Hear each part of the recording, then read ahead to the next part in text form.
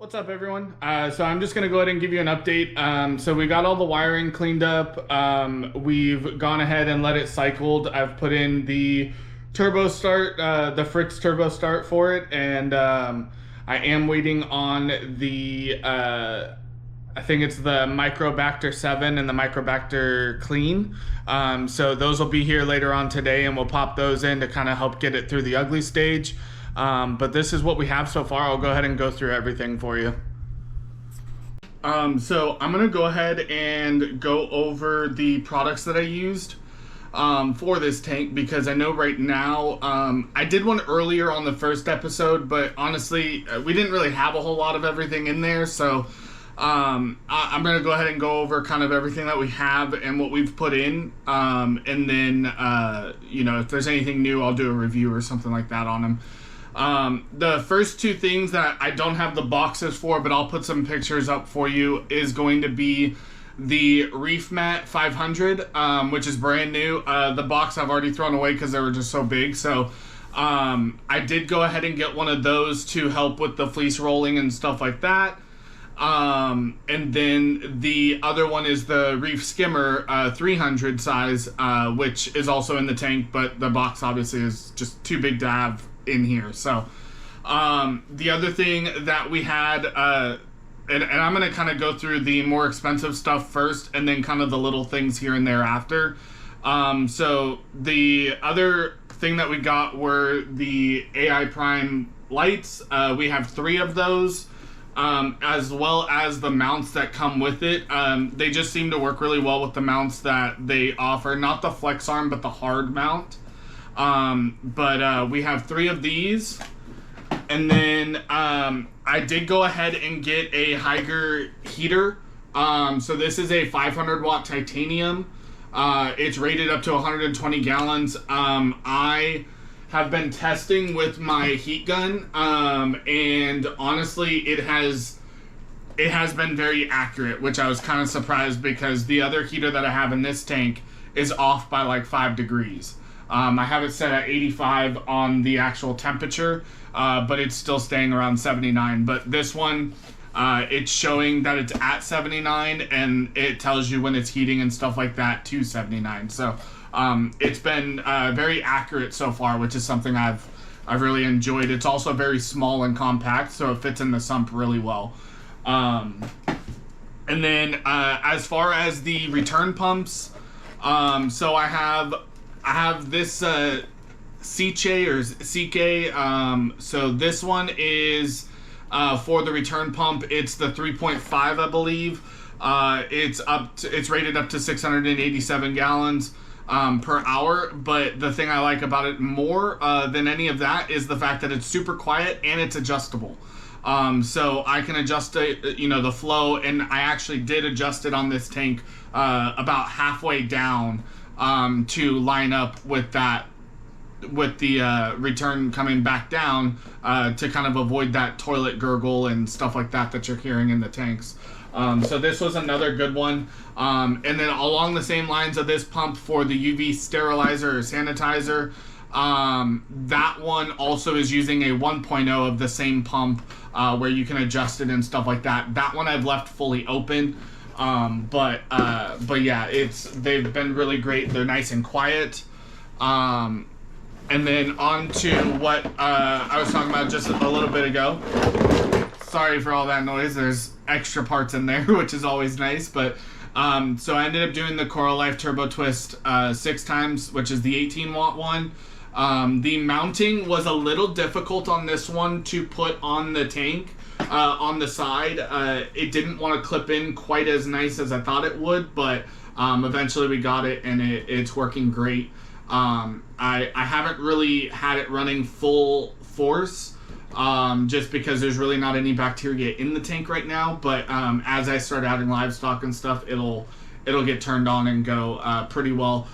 It is a little noisy, but I mean, I don't really know what to expect, as this is my first one, so I don't know, but I mean, it seems to work really well. It does go up for 250 gallons, so I've got plenty of room in this to kind of do its job. So that was another good find.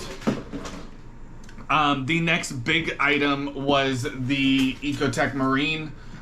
So this one was a big deal for us. We live in Texas. We didn't have power for like a week. And it was on and off for a week, I should say. It's not that we didn't have it fully, but it was on and off for about a week. And so about every 45 minutes it would go off. And then 45 minutes it would stay on, and then, you know, and vice versa. So we had a huge freeze. Everyone here calls it snowvid. It was right when COVID happened. A huge snowstorm happened, an ice storm, and basically the power grid, I guess, just couldn't handle it, so they started cutting our power. After that, I ended up breaking down and buying the Vortech MP40 along with the battery backup. Those two together, just strictly because if that happens again, I don't want to have my tank crash or anything like that. So we decided to kind of go through that just to, you know, protect our assets, so to say, in what we've invested already. Those two were probably the most expensive thing together, other than the tank, obviously, but I definitely think it's worth it, and you can add more batteries or add more pumps. We just have one pump. We should be able to get about 36 hours out of the battery backup, so we should have that pretty well set for if we have any issues. The last thing that we are going to add is going to be the Reefwave 25. So this is for the other side of the tank where the MP40. So the MP40 is going to be dialed down quite a bit. It's going to pull the flow back through, but the MP40 is going to shoot it across the top to kind of disrupt the water and kind of make some chaos in the water, which seems to be really well for, or do really well for the tank. So, and then the other big thing, which is probably one of the cheapest things I've bought for this tank, is my greenie outlets. There's 3 of these in there. There's 6 outlets. Unfortunately, they don't have any bigger ones, but to be honest, these worked fantastic. I use them almost daily to turn off the overhead cabinets, turn them on. Just the quickness of how they respond and how they work has been really nice to use. The other thing that we did was I put in these little flexible LED strips. They're by Hyrion. There's some Amazon. It was like 100 feet for like $20, which is well more than what, like, lengthwise what I would need. But it does do Bluetooth. It does the music dancing. So if you've got music or a movie playing, it'll go to that.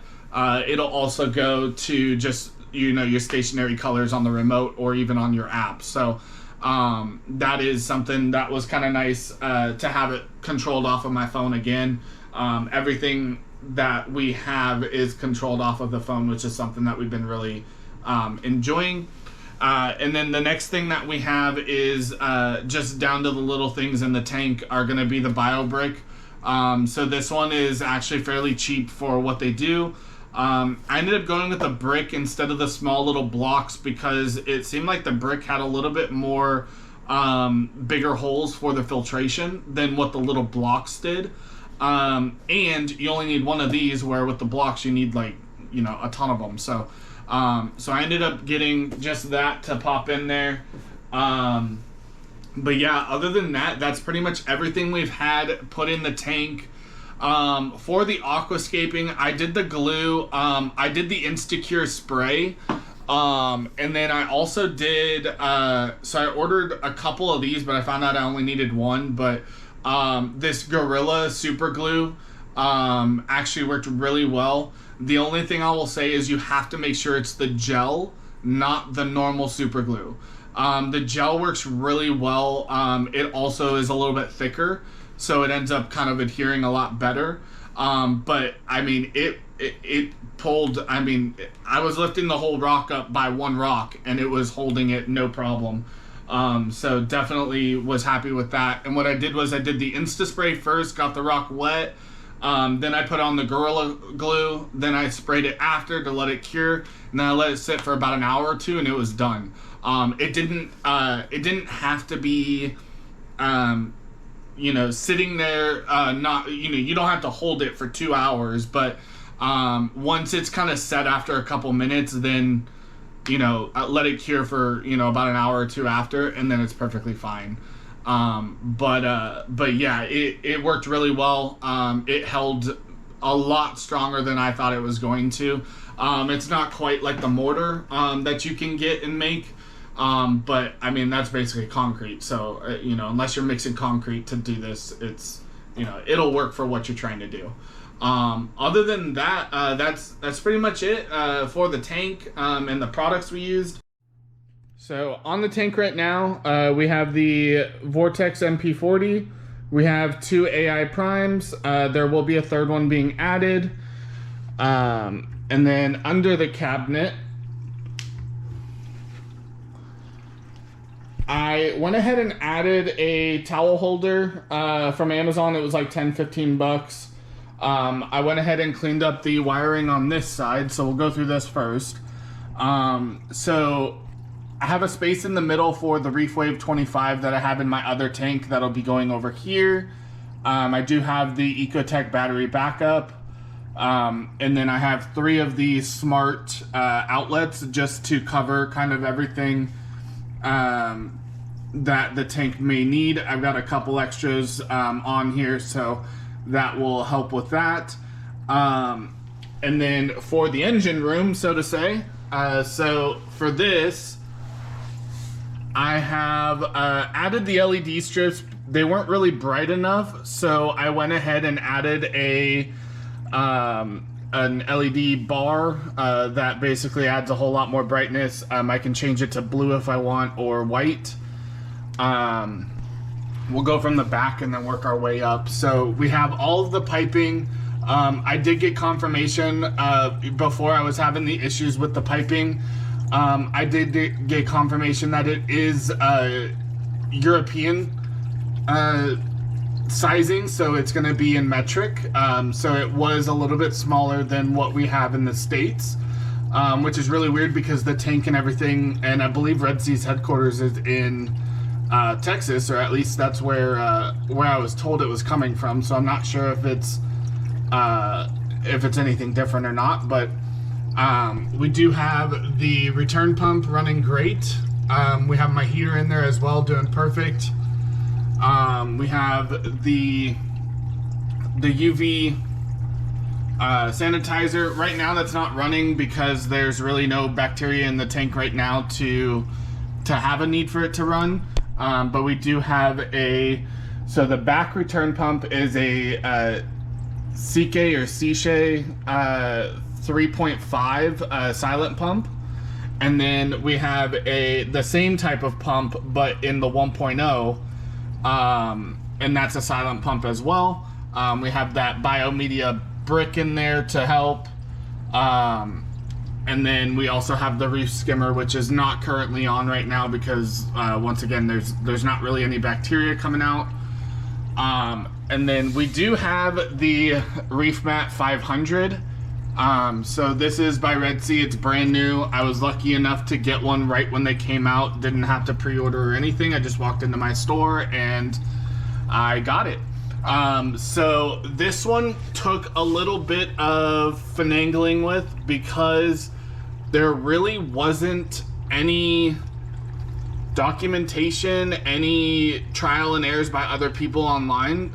It being a new product, there's not many people out there with it, so it took a little bit to figure out what and how it should be working. So basically there's a sensor right here. If that is not installed correctly, it will overflow. I had that issue a couple days ago where it was overflowing, and that was because the sensor had gotten knocked when I put it in. So it was off-centered, and when that happened, it basically caused it to basically overflow, and the Reef Mat wasn't auto-advancing. So I went ahead and got that positioned correctly. As you can see, it is definitely doing its job and pulling out all that gunk and crap that's in the tank. So it's definitely doing its job. It does auto-advance once the sensor hits the water. So it's almost there right now, and it'll end up auto-advancing until and then that water level will go down, which is interesting. I was always worried that water, I've never had a fleece roller, so I was always worried that water would start overflowing.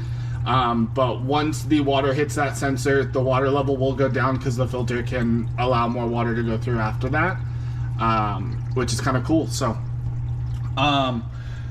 other than that, there is one addition I made. This being my first kind of real reef tank build, I went ahead and added, this might be overkill, but I went ahead and added a webcam. So when I'm traveling, I can actually keep an eye on the water levels and stuff like that to make sure that everything is still running and going well. So there hasn't been really anything major that we've put on the tank or anything that's really, happened with it. Obviously, it's just still going through its cycling, so it's not too crazy or elaborate right now.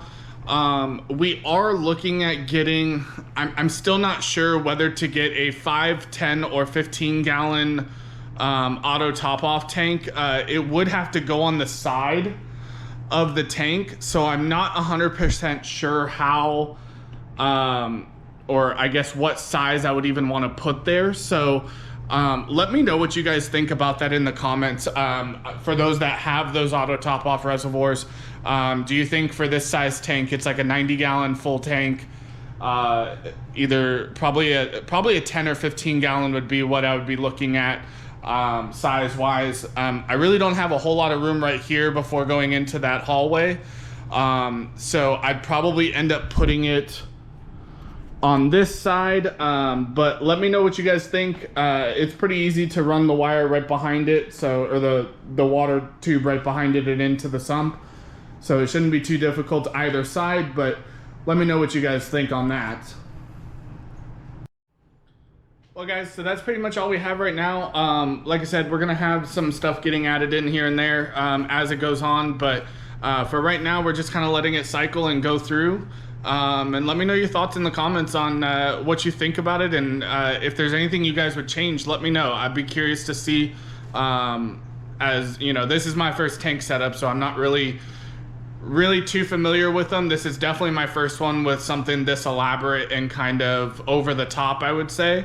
My other little 40 gallon doesn't have a sump or anything. It's kind of just an all-in-one and just kind of ran it as we got it. So let me know your thoughts, and I'd definitely be curious to know what you guys think about it. Until next time, see ya.